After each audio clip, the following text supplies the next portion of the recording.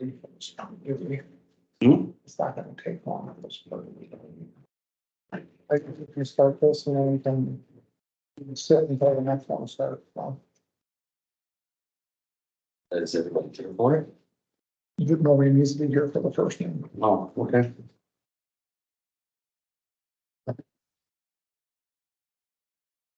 Up to you. Started the recording, so whenever you guys are ready. All right, like to call the planning and zoning meeting to order. I could get a roll call. Jay Ballmiller, Travis Spears. Ryan Sinding, Eddie Murphy. Ed Wilson, president accountant for, stand for the pledge of allegiance.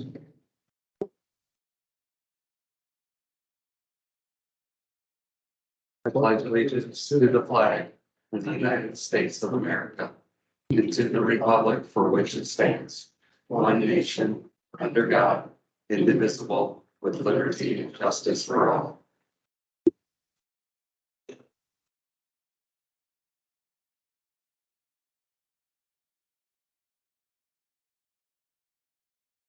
All right, so as all we got tonight is some new business to look at.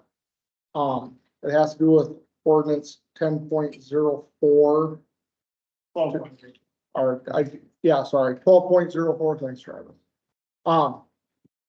We've had a couple board of adjustment meetings because of clarity on the approach for driveways.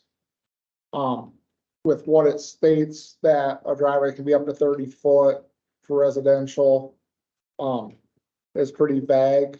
A lot of garages now are wider. I'd like to see if anybody has any thoughts on if we can change the wording to accommodate 3-stall garages, 2-stall garages, everything, so that we can put something to city council so that we don't have to have a meeting every time someone wants to put an approach in their driveway. So based on common engineering principles, would it be advisable to have the width of the front face of the garage equivalent to the stalls plus your extra distance, or I guess, what are you? So standards in most towns with engineering practices that they have a maximum width. Right. Okay, so if you have a 5-stall garage, you can't have a 5-stall wide driveway. Okay. So most garages are between 3 stalls, between 36, 38 feet or so. Sure. So we need to set a maximum, whether we do 36, 38 or 40, you know, a number up in that. And then, we need to set it so that it can be up to that. But you're right, so that with standard engineering practices, not counting the 2-foot tapers, is no wider than the width of your garage. Right. So you can't have a 40-foot driveway with a 1-stall garage. Exactly. Okay. I mean, and they'll take care of all the, I mean, I've driven through the town and looked. There's a couple that we don't know when they were dated. I know there's a couple that have it, that don't have permits on files for doing it and stuff. But if you look at the vast majority of our town, Right. it's, you can tell it's pretty standard to have that common practice that it's the width of the garage. Right. So instead of having to have all the board of adjustment meetings, it's something that's come up twice. There's been a couple questions about it and the people listened and they come to the board of adjustment, but for future, I mean, if we can send something to city council Yeah, you just need more black. and white. to change that to, so it's more black and white, then we don't have to have these meetings for board of adjustment every time somebody wants to put a wider driveway. Ryan, you know if like Dells or Crooks, anybody has anything along these lines as far I as? think everybody followed that. I think, I don't know if it's in this packet, but I added it right off the like city of fall. So it might be in the next. Oh, here yes, next week. yes. And so it's like, you know, can I widen my driveway to the front yard? Driving in the front yard can only be as wide as necessary to reach your parking spaces in the side and rear yard. For example, if you have an attached garage, which is 22 feet wide, driving in front of it can only be 22 feet wide. Mhm. So this is, I always hate to say, you know, you don't want to follow Big Brother, but Big Brother is done. But that's what we look for guidance. Yeah, so they got it, but they went through this multiple times, so. Right. And this was just like a question and answer part, but I Yep. think it wasn't. So that's what it is, and I'm gonna say, even when I was here the first 8 years, we did have board of adjustments because, I mean, it's just not that, it's just now that we've had people wanting it, it's been that, and that's where why I kind of always set that practice is why did your garage is, and then from that point, you taper over to, usually it's like whatever 2 feet off the property line, Feet, unless you're like, what Ed has 20 feet on the side of the property, then we restrict it that way too. We don't want to make everybody have on-street parking everywhere. so and that's where the taper from behind the sidewalk, I mean, we could even put that, something like along that lines, that if you want that extra parking pad, the taper has to start behind the sidewalk. It can be 2 foot wide at the sidewalk and it can taper out to whatever's approved for the width of your property. One of those that did happen, and it wasn't before, we didn't really allow that taper, it was wide, I'd say with the brigades of leader. They don't have that taper in their driveway, they started after their sidewalk, because then it's on their property, for that extra parking space. Yeah, on the back side of the They sidewalk. didn't angle it, they just straight. Yeah, cut that was back kind of told at that point, because there Oh. was nothing to be, it was supposed to be in your front yard or in the boulevard, so then they just said, okay, we can just go here, they just went off the back of the sidewalk. But where I kind of said, I'm fine with it going from your driveway to wherever a sidewalk would be, because that's where we're gonna have to kind of make a little discretion, is there's a lot of properties without a sidewalk, so. You have to if cut one the has- ones there. Yeah, you could add up 4 feet or 5 feet, you know, well, it would be in front of their garage, they would be 5 feet. So they could go up 4 feet at that point, so then, We need to allow at this, so at the back of the sidewalk, which is just say property of mine. Yep. Instead of back of sidewalk, let's just use property of mine. you know, Because what is that? 13 feet. behind usually it. it's only depend both. There's a couple that are a little bit different, you know, so, So why not make it 15 instead of 30? well, so, You're 2 feet behind, if there is a sidewalk, 2 feet behind there, so there's a little bit of green space there. so that's what we don't wanna have. You don't- So is what you want is because concrete cracks, concrete breaks, okay? So if there's no sidewalk, we should set a distance that the sidewalks are gonna be at the lot, property line, okay? Usually they're a couple inches from it or whatever, but at the point where your sidewalk and your driveway meets, if you just put a triangle there, it'll crack. Right, So most of them like to put a couple feet there. Yeah. Just at that little transition and then have it angle up, curve up, kind of to that side parking deal. And that's just because concrete cracks and then it looks bad too. So if we allow that 2 foot there at the sidewalk point, taper back to whatever width they're allowed based on their lot size. Mine example is, mine, I was able to put 14 foot. So, and mine curves up, got that 2 foot there so it doesn't crack off. Had to get a variance for it, not a variance, but approval for it.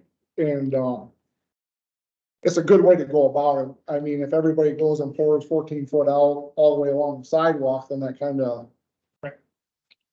defeats the point of having just a parking stall alongside your garage. Cause that turns your whole front into a parking stall, which is where Sioux Falls says that the driveway can be as wide. They don't even refer to the approach, they just say the driveway can only be as wide as the front of your garage. Which hence is that part where it angles, that parking space doesn't start full width until it hits the frontal face of the garage.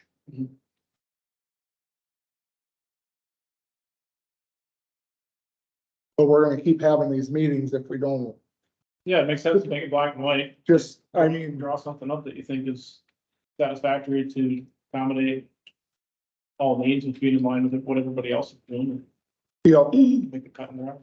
so. I mean- Especially if it lines up with common engineering practices. That's no- And it is, I mean, if you drive in any new development, Yeah, it's, if that's what you it's get. old news, it's just the way it's wrote. it's just the way it's wrote, that we need to clear it up so that we don't have to talk about it anymore.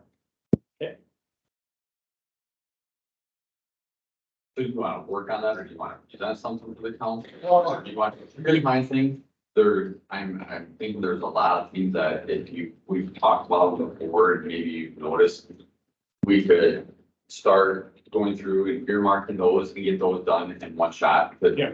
the whole process is we have to do just like what we did for the school, you have to all the put it in the releases. paper. You gotta have it posted, then once you get it posted, then you have your first reading, second reading, so it's a time. Pull a bunch together. But do we, and this is where, and we've talked about it before with like CPOC, that's the entity that's created this.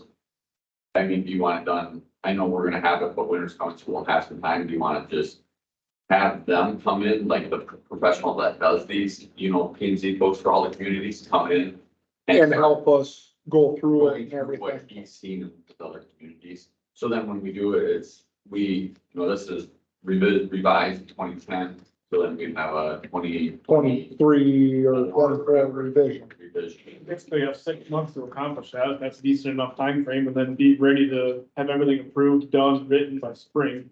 I'm building, but then it is more time, it's gonna be time consuming for you guys, but then it's gonna be meeting with CCOG and, it might be simple, just a short meeting and then give you a packet of. And it's not that everybody has to meet with CCOG every time either. No. It's kind of go through it and then meet and then a present, we don't all need to sit there for the entire process, to go through it. It'd be kind of just like this here, Here's the list of issues. here's the list of issues, talk about them, see what we need to write up, see how we need to change it. Change, because I'm pretty sure when this was all adopted, it was what they did for Colton, Crooks, Bell Rapids.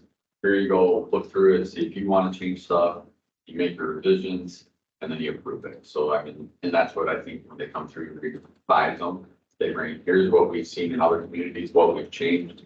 So we recommend you do this, but what else do you guys want, or what else do you think you should, that we look at that's going to fit your community? Seeing, with that being said, there is other things, that's why I didn't know if we wanted to make a motion or something to present something to city council on this beforehand, because like I said, we're gonna have our second board of adjustment meeting tonight in the last month and a half. And there's been 2 other people, if I remember correctly, that have called and asked questions about the width, Tom Rossen and, there was somebody else that asked me about that too. Sure. And they decided to not come to the Board of Adjustment. Sure. But They did the best practice. they did the best practice. Or they kind of been doing it best practice. I'll say one was in Baltic Heights. And you drove through when GMP did that, their driveway is as wide as their garage. Well, there's 3 feet on each side, so they literally added 3 feet along their garage. Did the taper where a sidewalk would be. Yeah. And then they had also like 16 feet on the side of the property, but they just did enough for like an 8-foot pad to get it along instead of going that way here. Then that's where I said I was fine with that. If you want more than that, then it would be a variance. But because you can put that, but then you're going to extend it so far out on your side property for concrete. So it's where I was if we go through the book and stuff like you guys just said, it's gonna be spring. Well, do we wanna address this prior to then so that it's there already and changed and stuff, so that once it's done, we don't have to worry about it no more this year and we don't have to worry about it in the spring? Because if we wait till spring and get everything done at the same time, it could be that March, it could be concrete season already, or I think we just chomp at the bit and make sure we have it done by March. And Okay. we go and have everything cleaned up. Black and white. that would probably be, When was the last revision? 2010? yes. Yeah. It's off a bit. The earliest you could have a first reading would be like October 2nd by the time you got published. Okay, so we're in the spring and Yeah, so then the next regular council meeting would be the 10th. So that would be the first time they can. so we'd already So be you're. It's like a, November. yeah, like 40 to 45 day It was- process. Yeah, we expedited the school and it still took about a month. To Yeah. push that. So with that being said, I think we need to just look at, we need to go through the book. Which we've known anyways, so. Which we've known we have to, so I mean. Any of us could start looking at some of it, so they have some ideas, and then we can I'll reach get out. with, I'll reach out to CPOC and then have them, Sean, I deal with this, give us.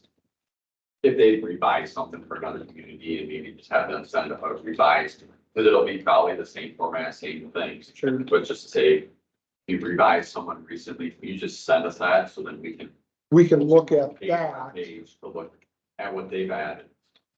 Because we wanna look at the subdivision regulations as well as because we shouldn't have stuff in the subdivision regulations that doesn't match. The zoning book like we do right now, so I mean, we wanna look at the whole picture, because our community is gonna grow. And if we don't get this situated, and everything going, it'll eliminate a lot of problems in the future. So with that being said, Yeah, everybody has a copy of a book, correct?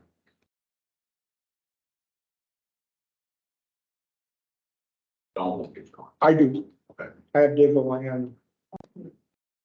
Yeah, people book, yeah. I think I'm giving all of the binders. Yeah, I got a binder in the truck. You think? Okay. So with that being said, we're just gonna put that down as, I figured tonight was a good night to, we had a board adjustment meeting, so we could talk about this stuff already to get it moving forward, so. Timelines for everybody's calendars. You wanna like have your first meeting in regards to it, you wanna. Lay Well- out. See about building information. Well, let's reach out to CCOG, right? Get, see if they got one that's been a couple of years or something, that if we could get a copy of it, so that we could all look at it and stuff. I mean, and then I would say we'd be sometime in the November meeting or something, probably, depending on how long it takes to get it, to maybe December, to start looking at getting a meeting together. I would say you're gonna wanna have everything done by the turn of the year. Well, that's what I'm thinking. Well, I was thinking November. So we can have some one-on-ones. You know, Because by the time you go through, I'm pretty sure, you know, if you open up, you ask your constituents, people of the public, and say they might have some. It might take till December to even get like a. Right. I mean, and that's working maybe a month and a half on it, so if you wait till December, well, then we're gonna be pushing it, get it done by. Building season. so are you referring to the first meeting with CCOG, or are you referring to the first meeting with us after With we us look at and it? see, And yeah, see. so I'm thinking.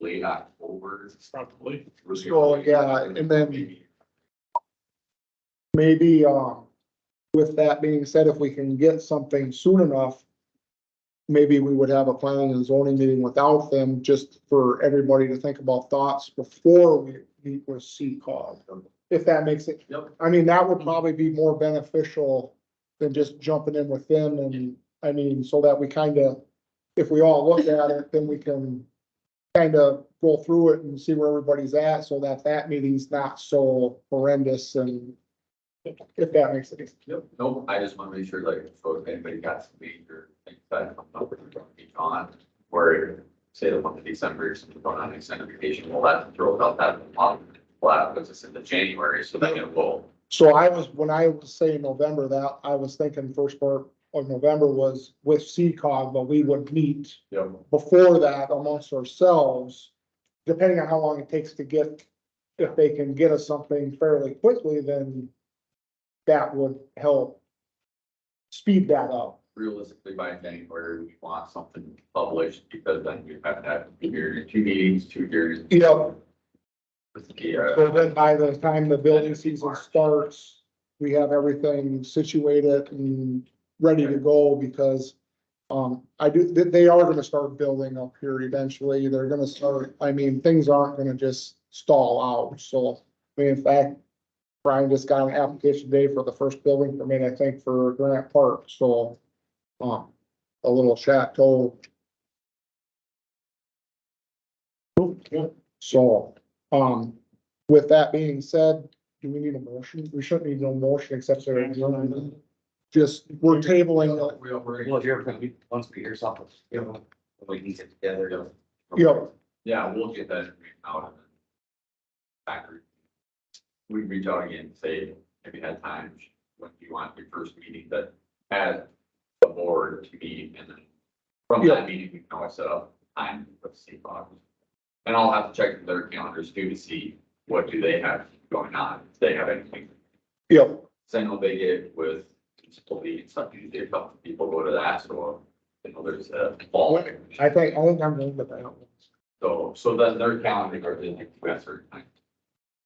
So, all right, so, do we get a motion to adjourn this meeting? I'll make a motion to adjourn. Can I get a second? Second. All 6:22. those, 6:22, all those in favor? Aye. Aye. Meeting adjourned.